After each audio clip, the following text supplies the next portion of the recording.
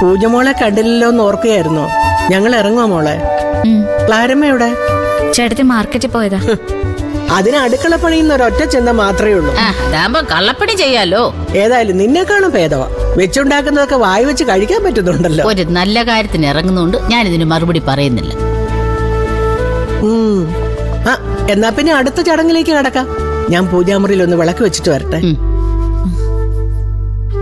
ആരൊക്കെ കൂടെ ഉണ്ടെങ്കിലും ഭഗവാൻ കൂടെ ഇല്ലെങ്കിൽ കാര്യമില്ലല്ലോ. നമ്മൾ ഇറങ്ങുമെന്ന് ദത്തനെ വിളിച്ച് പറഞ്ഞായിരുന്നോ മോളെ? ഞാൻ വിളിച്ചിട്ട് കിട്ടുന്നില്ല മുത്തശ്ശി. സാരമില്ല, നമുക്ക് പോകുന്ന വഴിക്ക് വിളിക്കാം.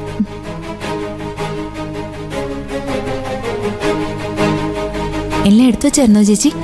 ഓർത്തെല്ലാം എടുത്ത് വെച്ചായിരുന്നു. ഇനി എന്തെങ്കിലും ഉണ്ടോ ഞാൻ ഒന്നുകൂടെ നോക്കട്ടെ. ആദിക്കുട്ട, നീ എനിക്ക് വേണ്ടി പ്രാർത്ഥിക്കണം കേട്ടോ. ഞങ്ങൾ രണ്ടുപേരുടെയും പ്രാർത്ഥന ചേച്ചിയോടൊപ്പം ഉണ്ടാവും. ഞാൻ പറഞ്ഞത് നിന്നോട് പ്രാർത്ഥിക്കണം.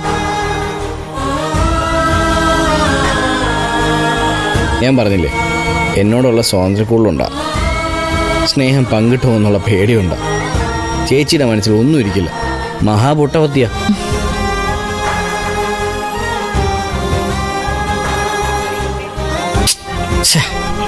ഈ റേഞ്ച് ഇല്ലാത്ത ഏത് കാട്ടിലേക്കാ ദത്തേണ്ണ പണിഷ്മെന്റ് ട്രാൻസ്ഫർ കിട്ടിയ?